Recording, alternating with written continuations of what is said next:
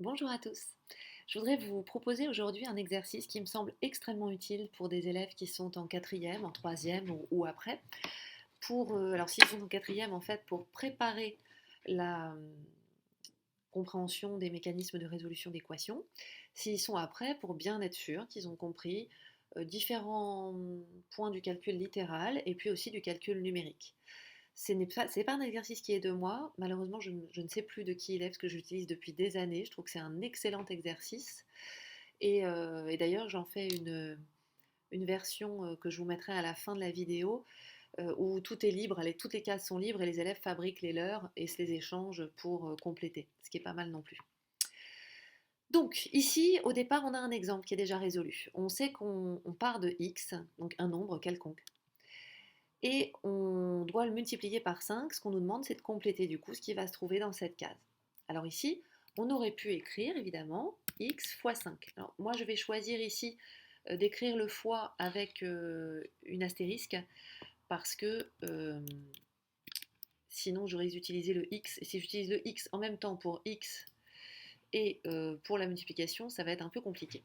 On aurait pu écrire x fois 5, mais en calcul littéral, on sait que on préfère mettre les constantes avant les variables ou les inconnues, et puis qu'on peut se passer du signe de multiplication s'il est devant un symbole ou une lettre. Donc en fait, ça revient à 5x. Comme quand je vais acheter des pommes, je ne dis pas bonjour, je voudrais 5 fois une pomme, je dis bonjour, je voudrais 5 pommes. Voilà, pareil. Ensuite, on nous demande d'ajouter 4. Alors là, attention, on n'ajoute pas 4 à x, on ajoute 4 à 5x. Donc je vais avoir 5x plus 4. Voilà. Alors ici, je ne vais pas les résoudre tous, je vais en résoudre certains avec vous, et puis ensuite je vous diffuserai la correction dans l'article correspondant. Ici, je veux effectuer x fois moins 2. Alors première possibilité, d'écrire x fois moins 2. Donc là, ce ne serait pas souhaitable de faire se suivre le x et le fois et le moins pardon, directement, c'est pourquoi je mets des parenthèses. Autre façon d'écrire, je pourrais l'écrire moins 2x. Comme on l'a vu tout à l'heure, la multiplication étant commutative, c'est-à-dire que 2 fois 3, 3 fois 2 me donne le même résultat. X fois moins 2 et moins 2 fois x donnent aussi la même grandeur.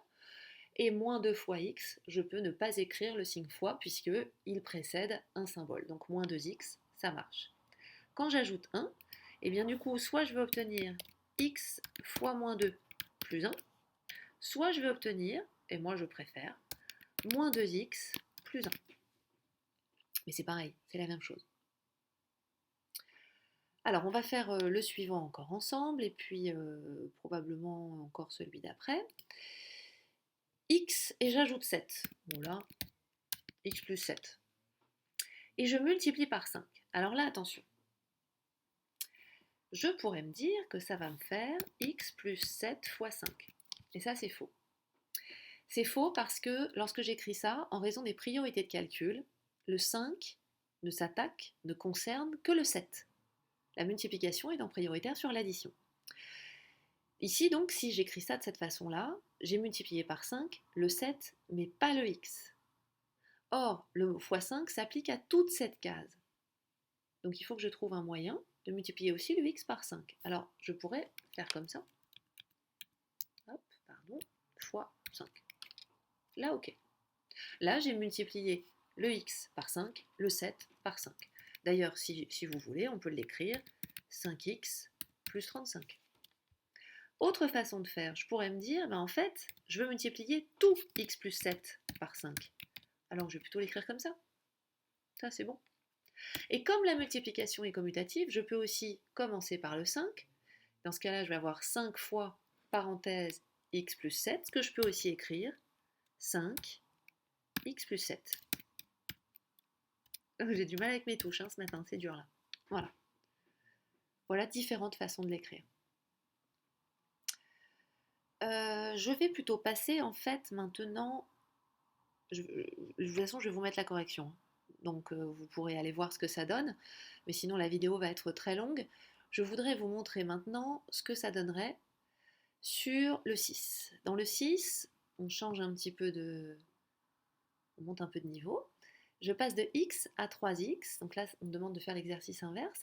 Ici, je dois indiquer l'opération qui me permet de passer de x à 3x. Attention, pour passer de x à 3x, je n'ajoute pas 3. Si j'ajoutais 3, ça me donnerait x plus 3 ou 3 plus x.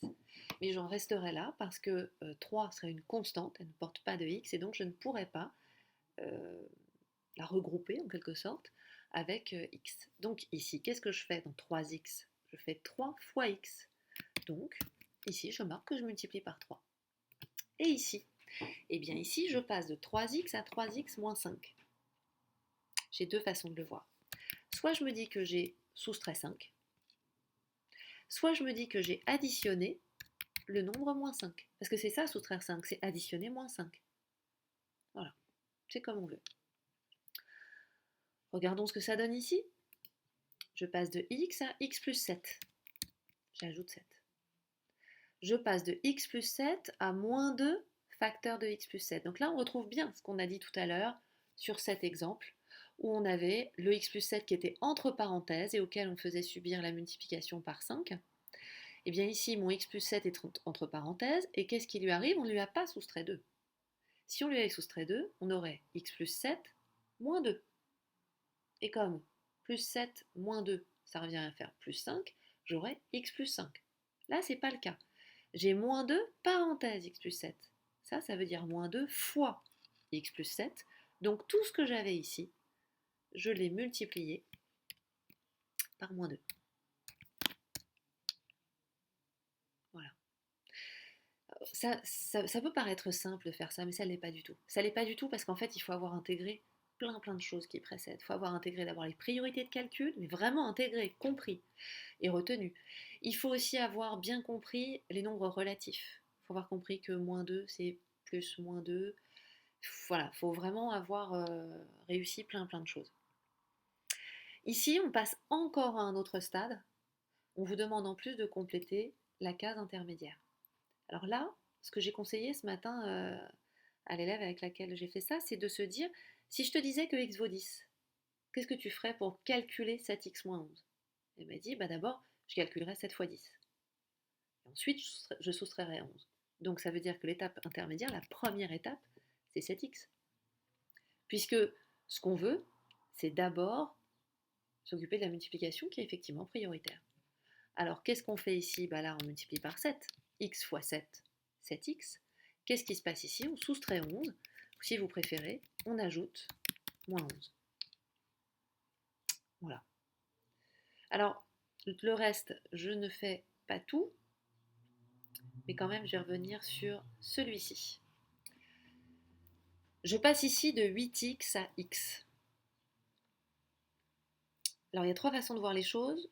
Donc, une qui est fausse, enfin, il y en a sûrement beaucoup plus, et une qui n'est pas celle qu'on demande ici. C'est pour ça qu'il faut que je le précise. Première façon de voir les choses, qui est fausse, se dire je vais soustraire 8. Soustraire 8, c'est faux, parce que 8x moins 8, ça fait 8x moins 8. Le deuxième 8, là, est une constante. Il ne peut pas s'intégrer complètement, être absorbé par le 8x. 8x moins 8, c'est 8 fois x. Et à tout ça, je soustrais 8. Donc, vu les priorités de calcul, ça ne va pas me donner x. En plus, de toute façon, 8 moins 8, ça fait 0. Donc, ça ne peut pas fonctionner. Autre façon de voir les choses, se dire je vais soustraire 7x. Ou je vais additionner moins 7x, comme vous voulez. C'est vrai que ça donnerait x. Donc ça, c'est acceptable sur le plan du calcul. Le truc, c'est qu'ici, ce qu'on voudrait, c'est que ces opérations ne portent que des constantes. C'est-à-dire qu'on ne veut pas qu'il y ait de x dans ces opérations. C'est pour ça que ça, ici, je ne vais pas l'accepter, même si je suis d'accord que ça fonctionnerait sur le plan du calcul. Alors j'ai 8x. Et je veux plus que x. X, c'est 1x. Donc je veux passer de 8x à 1x. Qu'est-ce que c'est que 8x? C'est 8 fois x. En fait, je veux que le 8 ait disparu. Sauf que les maths, c'est pas de la magie, c'est du raisonnement. Comment éliminer ce 8 fois? Eh bien, en effectuant l'opération réciproque. Depuis le début, c'est comme ça qu'on réfléchit. Quelle est l'opération réciproque de la multiplication par 8? La division par 8. Et hop. 8 divisé par 8, ça fait 1. 8x divisé par 8, ça fait 1x. Et donc, ça fait x. Même chose ici. X moins 7, j'arrive à x. Quelle opération y a-t-il entre x et 7? Une soustraction. Quelle est l'opération réciproque de la soustraction? C'est l'addition. Moins 7 plus 7, ça fait 0. X moins 7 plus 7, ça fait x. Et ainsi de suite. Ici, par exemple, je vous encourage à bien réfléchir à ce que signifie x sur 5, pardon, à ce que c'est comme opération. Bon, je viens de vous le dire. Hein, bon. Et quand vous aurez réfléchi à ce que c'est que l'opération entre x et 5, il faudra vous dire, alors c'est quoi l'opération réciproque? La suite, c'est le même genre de choses. Alors ici, il y en a une particulièrement délicate. J'y reviendrai éventuellement dans une autre vidéo. N'hésitez pas à me demander si ça vous intéresse.